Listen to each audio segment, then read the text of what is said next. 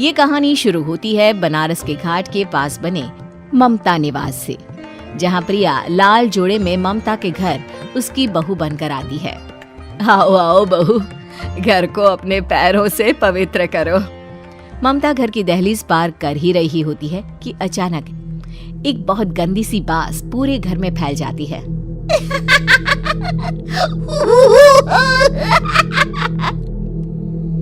ये बदबू और ये आवाजें, ये कौन हंस रहा है माँ? अब ये पड़ोसी ना हमारे थोड़े अलग से है। कहाँ हम शाकाहारी और ये मांस मच्छी खाने वाले। छोड़, तू ध्यान मत दे और गृह प्रवेश कर।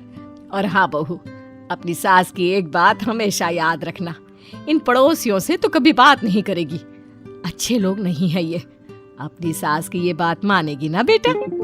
हाँ माँ, जो आपकी मर्जी, मैं उनसे बात नहीं करूंगी। अगले दिन प्रिया अपनी पहली रसोई बनाने रसोई घर में जाती है। ये छोकी बात तो नाक में जा रही है। एक काम करती हूँ, खिड़की खोल देती हूँ। प्रिया खिड़की खोलने जाती है। इतने जाले, लगता है इस खिड़की को कभी खोला ही नहीं गया। पर ऐसा क्यों? ओह, नॉन वेज की स्मेल आती होगी ना। 2 मिनट के लिए खोल लेती हूँ, फिर बंद कर दूंगी। प्रिया खिड़की खोलती है। खिड़की खोलते ही उसकी नजर सामने वाले घर की खिड़की पर पड़ती है, जहाँ एक लड़की खड़ी होती है, हाथों में मेहंदी, लाल रंग की साड़ी, बिल्कुल सजी धजी, मानो प्रिया की तरह ही वो भी नई नवेली बहू हो। वो प्रिया को देखकर मुस्कुराती है। हे भगवान, माँ ने तो इनसे बात करने को मना किया था। प्रिया फौरन ही खिड़की बंद कर देती है और तवे पर चढ़े रोटी की ओर देखने लगती है, पर वहाँ रोटी न होकर मछली पड़ी होती है। ये क्या? पहली ही रसोई में इतनी बड़ी गलती। हे भगवान, अब मैं क्या करूं? प्रिया बहुत डर जाती है और फौरन रसोई की सफाई करने और फिर सभी के लिए खाना बनाने लग जाती है। जब वो सबको खाना परोसती है, सब तो ठीक है, मैं बेकार में चिंता कर रही थी। हे भगवान, ऐसे ही बस अपनी कृपा बनाए रखना। रात के वक्त जब सब सो रहे होते हैं, तब प्रिया को पायल की आवाज सुनाई देती है, जिससे उसकी आंख खुल जाती है। ये पायल की आवाज कहाँ से आ रही है? प्रिया उठकर उस आवाज के पीछे छत की सीढ़ियों तक जाती है। तभी उसे बच्चे के रोने की आवाज आती है। प्रिया छत पर जाती है तो क्या देखती है? वही लाल साड़ी वाली लड़की अपनी गोद में एक नवजात बच्चे को घुमा घुमा कर सुला रही है। तभी प्रिया की नजर उसके पेट पर पड़ती है। ओह गॉड, ये तो प्रेग्नेंट भी है। सुनिए, बच्चा सो नहीं रहा है क्या? मैं कुछ मदद करूं?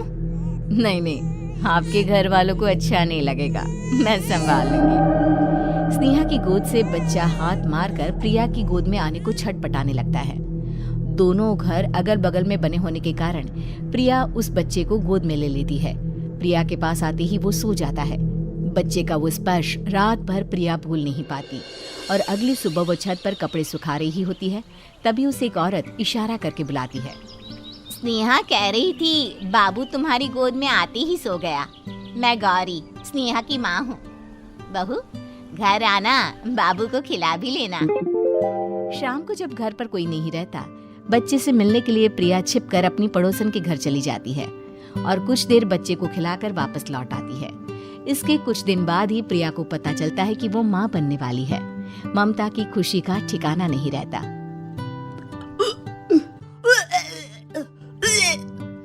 माँ जी, पता नहीं क्यों उल्टी आ रही है। प्रिया भागती हुई वॉशरूम में जाती है तो हरे और लाल रंग की उल्टी करती है। उस उल्टी में से कीड़े निकलते हैं। ये क्या? खून और ये कीड़े! माँ, माँ! प्रिया की आवाज सुनकर ममता दौड़ कर आती है, पर बेसिन में कुछ नहीं होता। प्रिया हक्की बक्की रह जाती है। ये सब क्या हो रहा है? प्रिया घबरा जाती है और अपने कमरे में जाकर सो जाती है। डर के कारण वो इतनी थक जाती है कि उसकी आंख लग जाती है। तब उसे ऐसा लगता है उसके पेट पर मानो कोई बैठा हुआ हो। कौन हो? प्रिया के पेट पर एक 5 महीने की बच्ची बैठी हुई थी, जो बुरी तरह जली हुई थी। माँ, तुम ही मुझे लाई ना अपने पेट में? मैं तुम्हारी माँ नहीं हूँ। कौन हो तुम? माँ, देखो मैं जल गई बुरी तरह से। 6 महीने पेट में रहने को भी मुझे नहीं मिला।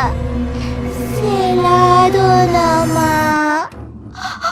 बचाओ, बचाओ, माँ। ममता दौड़कर कमरे में आती है। प्रिया की बातें सुनकर वो सब समझ जाती है। तू कहीं बगल वाले घर में तो नहीं जाकर आई ना बहू? मुझे माफ कर दो, मैं गई थी माँ। उस घर में सब मरे हुए हैं बहू। कई साल पहले स्नेहा उस घर में बहू बनकर आई थी। कुछ ही दिन में वो एक बच्चे को जन्म देने वाली थी। पूरा घर बच्चे के आने की खुशी में खोया था कि एक दिन अचानक उस घर में आग लग गई। सब बुरी तरह जलकर मर गए।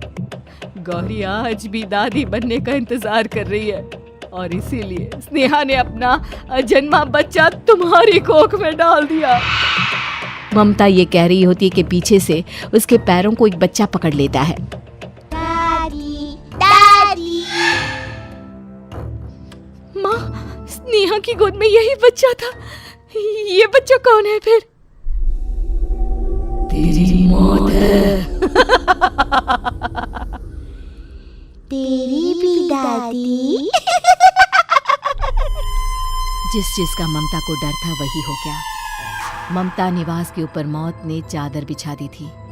प्रिया का पेट ऐसे बढ़ जाता है मानो 9 महीने का हो। 2 हाथ उसके पेट से बाहर निकलते हैं। बहू, संतोष को फोन कर, किसी पंडित जी को बुला बहू। प्रिया का पति भागता हुआ घर आता है। ये तो होना ही था माँ। तेरा पाप तेरे सामने आ गया तो तू सह नहीं पा रही है। स्नेहा घर में आग लगी नहीं थी, माँ ने लगाई थी प्रॉपर्टी की लालच में। और वो बच्चा मेरी पहली पत्नी का बच्चा है, मेरा बेटा, जो कि उस आग की चपेट का शिकार हो गया था। मैंने तुमसे ये सब माँ के कहने पर छुपाया था। मुझे माफ कर दो प्रिया। तुम अगर चाहो तो यहाँ से जा सकती हो।